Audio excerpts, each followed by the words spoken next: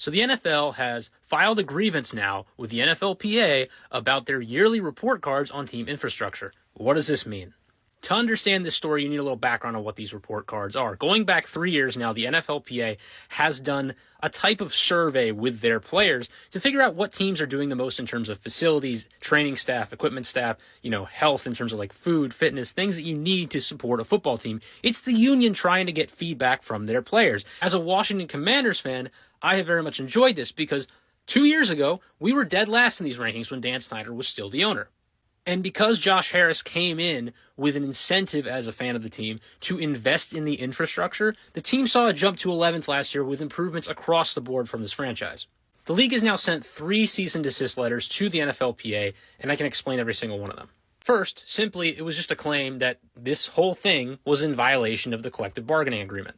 The second letter claimed that this was a form of bargaining, and therefore, if this were to be occurring, they would have to redo the agreement at its core. In the most recent letter, the league claimed that they could not respond to the information provided in these report cards because they didn't know what questions were being asked to the players, to which the NFLPA responded, "We're good to work with you. We'll show you what we're asking. We'll be very transparent about our process." In response to this, the NFL fell back on the, this is bargaining, we can't do this, kind of not backing what they initially asked for. It is very obvious that the owners and higher-ups of these ball clubs on the business side hate these report cards. One of the main complaints made in this grievance from owners is that these report cards are against Article 51, Section 6 of the CBA, which says the union has a duty to use reasonable efforts to curtail public comments by players which express criticism of any club, its coach, or its operation and policy, which tend to cast discredit upon a club.